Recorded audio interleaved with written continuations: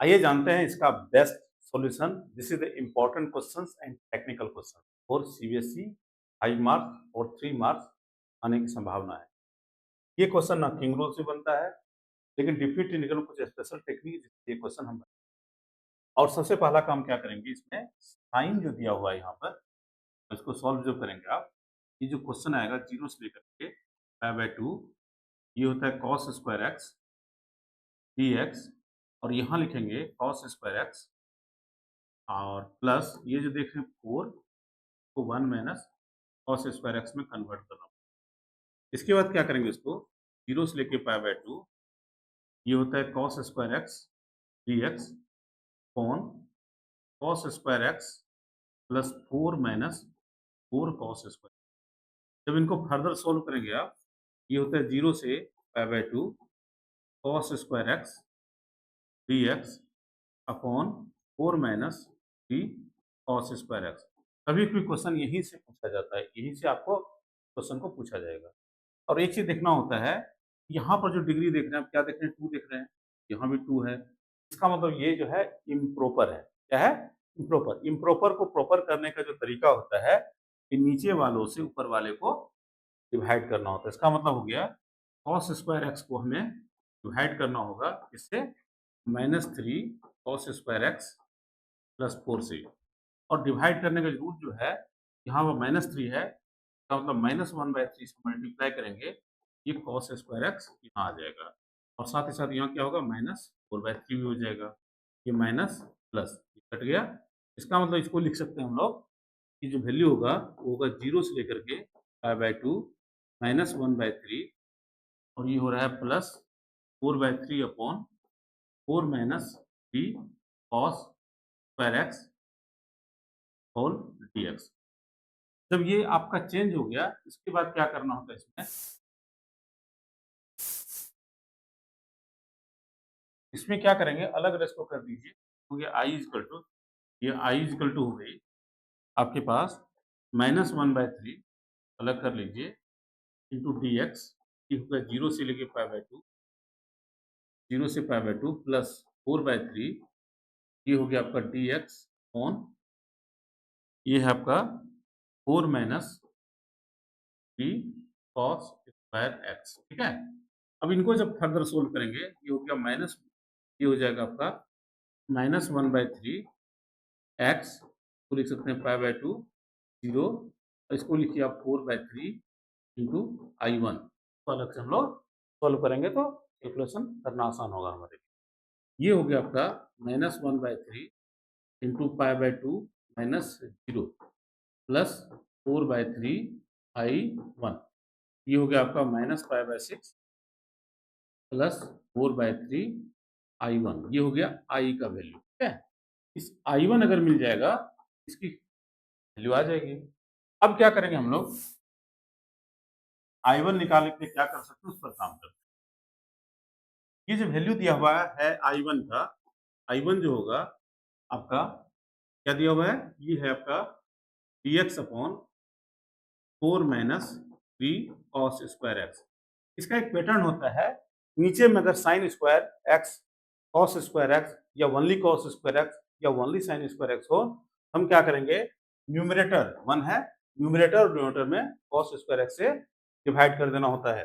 इसका मतलब हो गया, जब डिवाइड करेंगे आप, ये हो गया 1 upon cos square x dx और यहाँ होगा 4 minus 3 cos square x upon cos square x. I hope you understand. इसका मतलब ये हो गया, इसकी वैल्यू हो जाएगी सेक स्क्वायर एक्स और इसमें लिमिट भी है pi by 2 0, pi by 2 0, pi by 2 0। Okay, अब ये हो गया sec square x dx upon, ये हो जाएगा 4 बाय कॉस स्क्वायर एक्स, इसको हम सेक स्क्वायर एक्स बोल सकते हैं, और ये -3 हो जाएगा। अब क्या कीजिए आप, ये जो है 0 से लेके पाई बाय 2, अब यहाँ हो जाएगा sec square x dx upon 4, और सेक स्क्वायर एक्स को हम लिख सकते हैं 1 प्लस टेन स्क्वायर एक्स।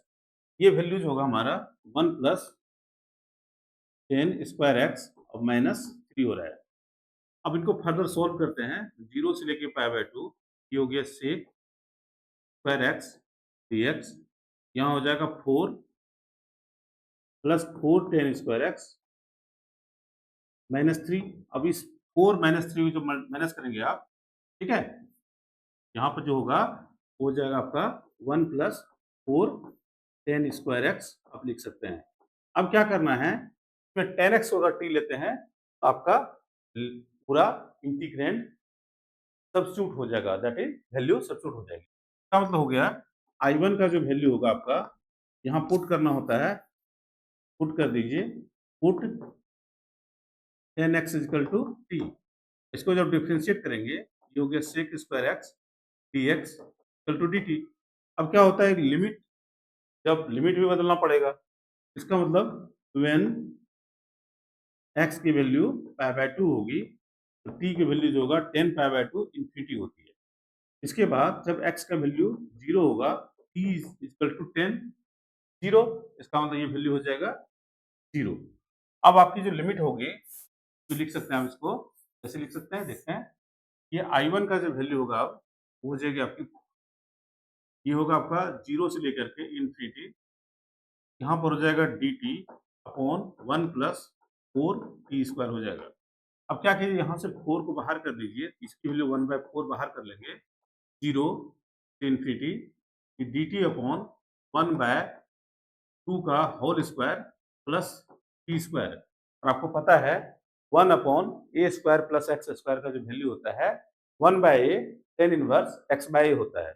उस फॉर्मूला को यूज करेंगे, तब ये जो मैं बताना चाह रहा हूँ, integration of dx a square plus x square जो होती है वो 1/a tan inverse x/a plus c होता है। इसी रूल को यहाँ पर यूज करेंगे, जो रिजल्ट आएगा तो 1/4 ये हो जाएगा 1/a, that is 1/2 tan inverse t upon 1/2, और ये लिमिट लगाएंगे infinity to 0। Okay, I hope you understand.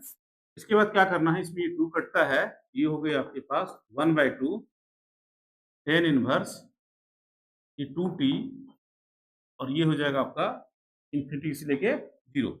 और जब इसमें लिमिट लगाएंगे आप, ये हो गया आपका tan inverse 2 into infinity, that is infinity, ये हो गया इंफिनिटी माइनस tan इनवर्स, ये हो जाएगा 0।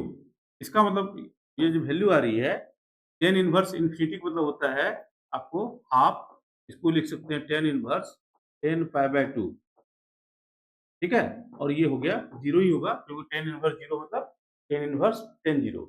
इसका मतलब हो गया, ये हो गया 1/2 इंटू π/2, दैट इज ये हो गया π/4। ये किसके बराबर हो गया, I1 के बराबर। अब हमारे इक्वेशन 1 जो दिया हुआ है यहाँ पर आप देख रहे होंगे, यहाँ पर क्या दिया हुआ है, इक्वेशन 1 दिया हुआ है, ये जो I होगा हमारा हो जाएगा आपका -π/6, ये होगा प्लस 4/3 इंटू π/4, ये 4 कट कर दीजिए, तो मतलब -π/6 प्लस π/3 का को जब सॉल्व करेंगे तो ये हो जाएगा π/6 I।